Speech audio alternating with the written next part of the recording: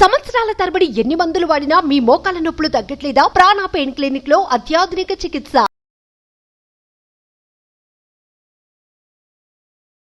నమస్కారం, సుమన్ టీవీకి స్వాగతం.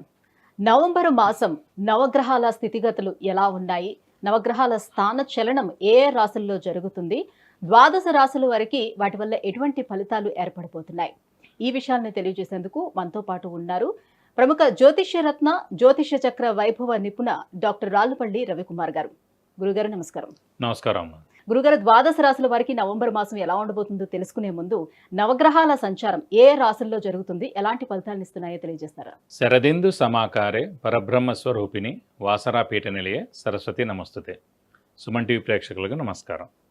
ముందుగా ద్వాదశ రాశుల్లో నవగ్రహాలు ఎక్కడ ఉన్నాయో తెలుసుకుందాం. ఈ నెల అంటే 17వ తారీఖు నవంబర్ దాకా రవి నీచ స్థానంలో ఉంటారు. తర్వాత కుజుడు కూడా మొత్తం ఈ నెల అంతా కూడా నీచ స్థానంలో ఉంటారు. తర్వాత రాహు వచ్చేసి మనకి మీనరాశిలో ఉంటారు. గురు వృషభ రాశిలో ఉంటారు. శని స్వస్థానమైన కుంభరాశిలో ఉంటారు. ఇంకా బుధుడు వృశ్చిక రాశిలో ఉంటారు. కేతు వచ్చేసి మనకి కన్యారాశిలో ఉంటారు. శుక్రుడు వచ్చి మనకి ధనుసు రాశిలో ఉంటారు. ఇలా ఈ నవగ్రహాలు మొత్తం కూడా ద్వాదశ రాశుల్లో ఇలా ఉంటాయి. గురుగారు, కర్కాటక రాశి వారికి నవగ్రహాల స్థితిగతులు ఎలా ఉన్నాయి, ఎటువంటి ఫలితాలను ఇస్తున్నాయి, ఏ గ్రహాలు అనుకూలిస్తే ఏ గ్రహాలు ప్రతికూలంగా ఉన్నాయి? తప్పకుండా. కర్కాటక రాశి అనగానే మనకి పునర్వసు 4వ పాదం, పుష్యమి 1, 2, 3, 4 పాదాలు, ఆశ్లేష 1, 2, 3, 4 పాదాలు. ఈ నక్షత్రాల సమూహం మన కర్కాటక రాశికి వచ్చింది. రాశ్యాధిపతి అయిన చంద్రుడు ప్రతిరోజు ఒక్కొక్క నక్షత్రంలో మారుతుంటాడు కాబట్టి అతను బలంగానే ఉంటాడని చెప్పుకోవచ్చు. నెక్స్ట్ దైవబలం దైవానుగ్రహం సంబంధించిన గ్రహం వచ్చేసి గురువు లాభస్థానంలో చాలా బాగున్నాడు. ఇక యోగకారకుడు అదృష్టకారకుడు అంటే పంచమ దశమాధిపతి అయిన కుజుడు రాశిలో నీచలో ఉన్నాడు. సో ముఖ్యంగా కర్కాటక రాశికి కానీ కర్కాటక లగ్నం కానీ కుజుడు నీచలో ఉన్నాడంటే కనుక చాలా మైనస్ పాయింట్ అని చెప్పుకోవాలి. ప్రస్తుతం అంటే ఈ 2-3 నెలలు అంటే జనవరి దాకా ఇలాగే నీచలో ఉంటాడు కాబట్టి కర్కాటక రాశి వారికి ముఖ్యంగా అదృష్టం అనేది 10% ఉందని చెప్పుకోవాలి అంతే. సో అదృష్టం అస్సలు లేదు. హార్డ్ వర్క్ బాగానే ఉంది, దైవబలం బాగానే ఉంది. సో ఈ రెండింటితో కొట్టుకు రావాలి కనీసం జనవరి దాకా. ఇది కాకుండా అష్టమ శని కూడా నడుస్తుంది. అష్టమ శని మూలానే స్థానచలనం ఉంటుంది, ఉద్యోగ మార్పు ఉంటుంది, ఇల్లు మార్పు ఉంటుంది, లేదంటే వేరే ఊళ్ళో జాబ్ చేసుకోవడం కానీ ట్రాన్స్ఫర్ అవ్వడం కానీ జరిగేందుకు అవకాశాలు ఉన్నాయి. అలాగే ముఖ్యంగా ఈ అష్టమ శని అంటేనే డిలేస్ అండి. యాక్చువల్లీ ఈ నెల ఒక పని పెట్టుకున్నారు, ఒకళ్ళు డబ్బులు ఇవ్వాలి, లేకపోతే ఒకటి ఏదో పని స్టార్ట్ చేద్దాం అని అలా అనుకుంటారు. అది ఏదో ఒక ఆటంకం రావడం వల్ల అది డిలే అయిపోయి పోస్ట్పోన్ అయిపోతుంది. నెక్స్ట్ ఏడాది దాకా కూడా వెళ్ళిపోయినా కూడా ఆశ్చర్యపోకలేదు. నెక్స్ట్ ఏడాది ఏప్రిల్ దాకా అష్టమ శని ఉంది కాబట్టి కొంచెం జాగ్రత్త వహించడం మంచిది. కర్కాటక రాశి అధిపతి చంద్రుడు. సాధారణంగా ప్రతి గ్రహానికి శత్రువులు ఉంటారు కానీ ఒక చంద్రుడికి మటుకు ఎవరు శత్రువులు లేరు. సో అష్టమ శని నడుస్తున్నా కూడా అంత ఇంపాక్ట్ ఉండదు. వేరే రాశులు అయితే కూడా చాలా ఇంపాక్ట్ ఉంటుంది. ఉదాహరణకు మేషం కానీ వృశ్చికం కానీ దాని అధిపతులు కుజుడు అండి. కుజుడికి శనికి అస్సలు పడదు కాబట్టి మేష రాశికి కానీ వృశ్చిక రాశి వారికి కానీ ఏళ్ళనాటి శని నడిచినా అష్టమ శని నడిచినా అర్ధాష్టమ శని నడిచినా ఒక ఊపేస్తుంది. అలాగే సింహరాశి తీసుకున్నారనుకోండి, దానికి అధిపతి రవి. రవికి శనికి అస్సలు పడదు కాబట్టి సింహరాశి వాళ్ళకి కూడా ఏళ్ళనాటి శని కానీ అర్ధాష్టమ శని కానీ అష్టమ శని కానీ విపరీతంగా కష్టాలు చూపిస్తుంది అన్నమాట. మిగతా రాశులు పర్వాలేదు. కానీ కర్కాటక రాశికి అసలు చంద్రుడు అధిపతి అయ్యాడు కాబట్టి శని అసలు చంద్రుడికి శత్రువులే లేరు ఎవరు కాబట్టి అంత ఇంపాక్ట్ ఉండదు, పర్వాలేదు అన్నమాట. కాబట్టి నెక్స్ట్ ఏడాది ఏప్రిల్ వచ్చేదా కొంచెం మనం జాగ్రత్త వహిస్తే కనుక అత్యద్భుతంగా ఉంటుందని చెప్పుకోవాలి. ప్రస్తుతం అంటే కుజుడు రాశిలో నీచలో ఉన్నాడు కాబట్టి డబ్బు ఖర్చు అవ్వడం, లేదంటే హెల్త్ ప్రాబ్లం ఉండడం, లేదంటే మాట పడటం, ఈ మూడింట్లో ఏదైనా సరే ఖచ్చితంగా జనవరి లోపల అయ్యేందుకు అవకాశాలు ఉన్నాయి. సో డబ్బు ఖర్చు అంటే అనవసరమైన ఖర్చులు ఎక్కువగా ఉండొచ్చు, అలాగే హెల్త్ ప్రాబ్లమ్స్ కూడా రావచ్చు. ఎందుకంటే కుజుడు హెల్త్కి కూడా కారకుడు అయ్యాడు కాబట్టి. కుజుడు ఆరోగ్య కారకుడు ఎవరికైనా సరే. రవి చంద్ర కుజ ఆరోగ్య కారకులు. పైగా రవి కూడా నీచలో ఉన్నాడు. ద్వితీయ స్థానాధిపతి అయిన రవి కూడా నీచ స్థానంలో ఉన్నాడు కాబట్టి ఆరోగ్యం మటుకు కొంచెం జాగ్రత్తగా చూసుకోవాలి. రాహుకేతువుల స్థానాలు ఎలా ఉన్నాయి? రాహుకేతు స్థానం చాలా బాగుంది. ఎందుకంటే భాగ్యంలో రాహు ఉన్నాడు, తృతీయంలో కేతు ఉన్నాడు. అవి 2 స్థానాలు కూడా చాలా బాగున్నాయి.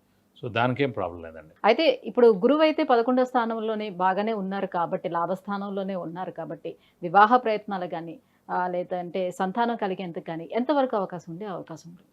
గురువు లాభస్థానంలో అంటే లాభాన్ని చేకూరుస్తాడు. లాభం అంటే కనుక ఫైనాన్షియల్గా, అలాగే శుభ పరిణామాలు కూడా సూచిస్తాడు.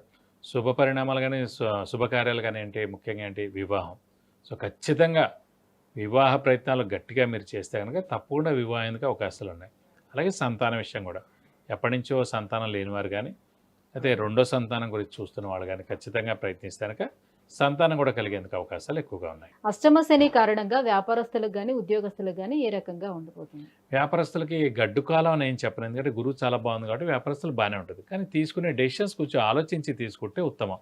ఎందుకంటే ప్రస్తుతం అష్టమ శని నడుస్తుంది కాబట్టి ఈ నెక్స్ట్ ఏడాది ఏప్రిల్ మే కల్లా అష్టమ శని కూడా వెళ్ళిపోతుంది కాబట్టి ఆ తర్వాత ఏమైనా డెసిషన్స్ అంటే ఎక్స్పాన్షన్కి వెళ్ళడం కానీ కొత్త వ్యాపారం పెట్టడం కానీ అలాంటివి ఏమైనా చేస్తే మంచిది. ఉద్యోగస్తులు మాట ఖచ్చితంగా కొంచెం టఫ్ టైం అని అనుకోవాలి, ఎందుకంటే వాళ్ళు ఖచ్చితంగా ట్రాన్స్ఫర్ అవ్వడం కానీ అలాగే వేరే ఊర్లో జాబ్ రావడం కానీ అంటే ఇల్లు ఖాళీ చేయడం కానీ ఇలాంటివన్నీ కూడా జరుగుతాయి. కాబట్టి గ్రహాలతో పాటు మనం కూడా సంచరిస్తే మనకి ఏ ఇబ్బంది ఉండదు. లేదు మనం నిజంగా ట్రాన్స్ఫర్ వచ్చినా మనం వెళ్ళకపోయినా, వేరే ఉద్యోగం మంచిది వచ్చినా వెళ్ళకపోయినా, డిపార్ట్మెంట్ చేంజ్ అయినా కూడా మనం ఆపుకున్నా కూడా తర్వాత ఇబ్బంది ఎక్కువగా అయ్యేందుకు అవకాశం ఉంది.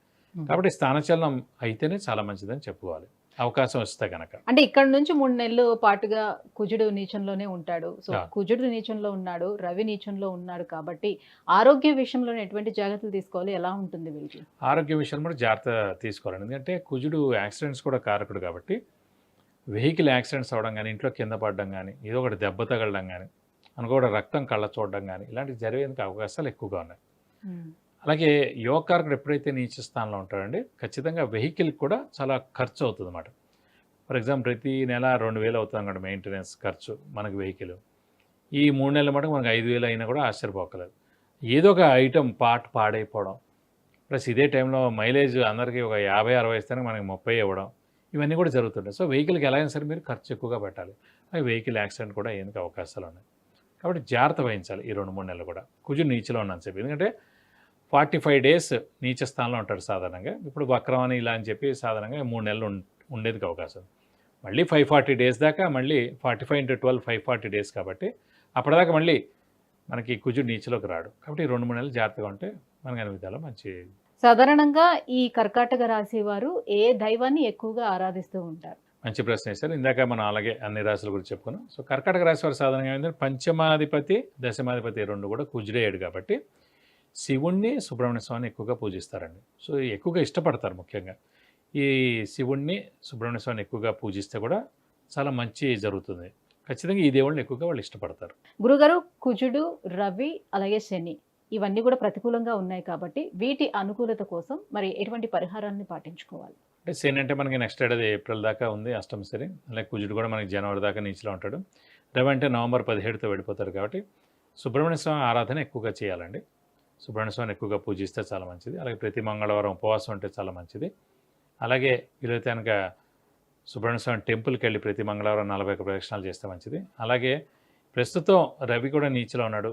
ప్రస్తుతం కార్తీక మాసం కూడా నవంబర్ నెల అంతా ఉంటుంది కాబట్టి శివుని కూడా ఎక్కువగా పూజిస్తే మంచిది. ప్రతి సోమవారం ఈ 4 కార్తీక సోమవారాలు కూడా శివుడి గుడికి వెళ్ళి 40 ప్రదక్షిణాలు చేస్తే మంచిది. అలాగే కుజుడు నీచలో ఉన్నాడు కాబట్టి ఈ కార్తీక మాసం అంతా గుళ్ళలో కానీ ఎక్కడొక్కడ వన మహోత్సవం ఏవోటి జరుగుతుంటాయి కాబట్టి అక్కడ కుజుడు అంటే కందిపప్పు అనమాట. సో కందిపప్పు దానం ఇవ్వడం ద్వారా, అలాగే శని అష్టమ శని కాబట్టి ఆయిల్ దానం ఇవ్వడం ద్వారా, అలాగే రవి గోధుమ రవ్వ గోధుమ పిండి దానం ఇవ్వడం ద్వారా అక్కడ ఏదో ఒకటి వాళ్ళు తయారు చేస్తారు.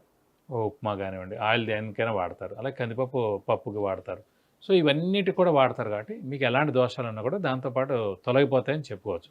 కాబట్టి అటు అష్టమ శని ఎఫెక్ట్ తగ్గుతుంది, ఇటు రవి నీచ ఎఫెక్ట్ తగ్గుతుంది, ఇటు కుజుడు నీచత్వం కూడా తగ్గుతుంది. కాబట్టి ఈ ఐటమ్స్ మీరు దానం ఇవ్వడం, ఈ టెంపుల్స్కి వెళ్ళి మీరు ప్రదక్షిణాలు చేయడం, ఈ దేవుళ్ళని మీరు పూజిస్తే మీకు అన్ని విధాలా మంచి చేకూరుతుంది. విద్య, ఉద్యోగం, వివాహం, వ్యాపారం, విదేశీయానం, సంతానం, ఆరోగ్యం, ఐశ్వర్యం, గృహం వీటన్నిటికి సంబంధించి మీరు ఏమైనా విషయాలు తెలుసుకోవాలంటే కింద స్క్రోల్ అవుతున్నటువంటి నెంబర్లకి వాట్సాప్ చేయొచ్చు. గురువుగారి అపాయింట్మెంట్ పొందవచ్చు. గురుగారు, ఈ నవంబర్ మాసంలో ఏ గ్రహాలు కర్కాటక రాశి వారికి ప్రతికూలంగా ఉన్నాయి, వాటి అనుగ్రహానికి ఎటువంటి పరిహారాన్ని పాటించుకోవాలి, ఈ విషయాన్ని తెలియజేసినందుకు ధన్యవాదాలు. నమస్కారం.